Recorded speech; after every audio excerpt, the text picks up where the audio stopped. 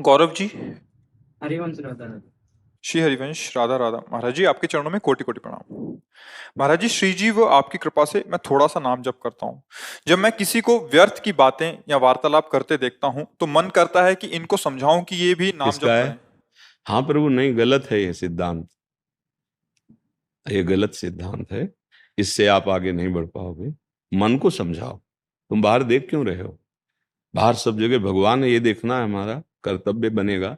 जब तो हम दूसरे में दोष दर्शन कर रहे हैं और हमारा मन नाना प्रकार की चंचलता कर रहा है, हम उसको नहीं देख पा रहे। ये लगना चाहिए तुझे नाम में, तू बहिर्मुख होकर के इंद्रियों के साथ विषयों में विचरण कर रहा है। पहले यहाँ देखो, यहाँ अंदर देखो।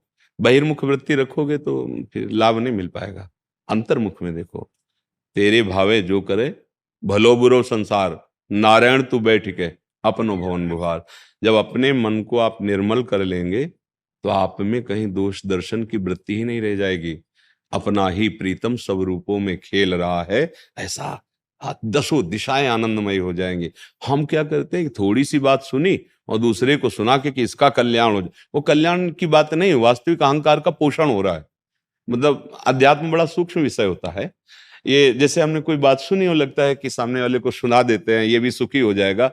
बात ऐसी नहीं है। बात उसमें अपने अहम का पोषण करना है। अगर उसको सुखी करने की बात और दिखाई दिया कि ऐसा है तो हम और भजन बढ़ाएंगे और उसको संकल्प करेंगे कि इसका स्वभाव बदले। उपदेश से ज्यादा भजन काम करेगा। भजन पर अभी हमारी स्थिति नहीं है ना। तो पहले क्या करना चाहिए? अपने पैर टिकाने चाहिए मजबूत, फिर डूबने वाले को निकालने के लिए सहारा देना चाहिए। आप तो खुद डूब रहे हैं और आप दूसरे को तैरना आता नहीं, प्रबल प्रवाह में बह जाओगे। अभी अभी क्या है, अभी आप खुद ही कह रहे शुरू किया है तो अभी बहुत बड़े तैराक थोड़ी हो कि आप दूसरे को पकड़ के धारा चीर जाओगे माया की। बहुत कठिन है। इसलिए क्या करें?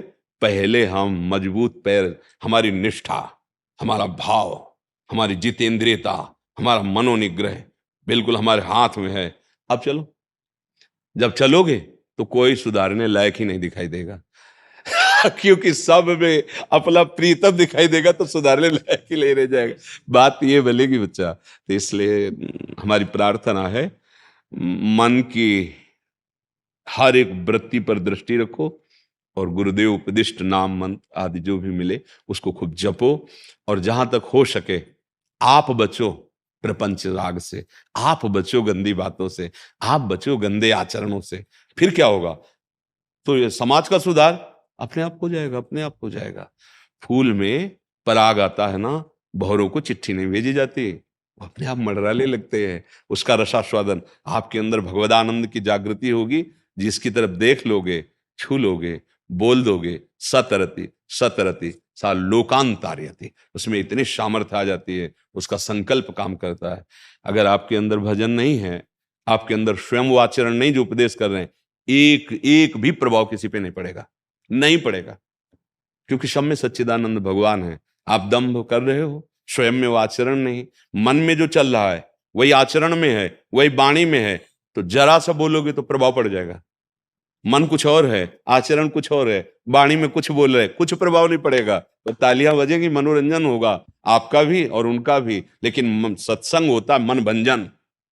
मन की हर वृत्ति पर लगाम लगा के खड़े हो जाना, रोक देना उसको। जैसे वायु को रोकना दुष्कर, उससे भी मन को रोकना। लेकिन महाबलशाली गुरु प्रदत्त नाम है, मंत्र है, उसके बल से मन को मोड़कर, जो मना खष्टानी इंदिराणी प्रकृति स्थानी कर सती, उनको मोड़कर सच्चिदानंद प्रभु की सन्मुख हो जाता है। जो भूला हुआ जन्म जन्मांतर का अपने सुख को प्राप्त करता है, कोई दूसरा नहीं।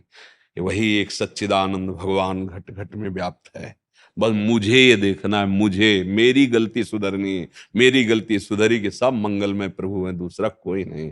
मत्ता पर तरम नान्यत किंचिदस्ति धनंजय, मेरे सिवा किंचन मात्र कोई वस्तु नहीं। यह है ज्ञान। वासुदेवा स्वरमित सम आत्मा सुदुर्लभ, ये है ज्ञान। तो ये बात समझ लीजिए। समझ गए?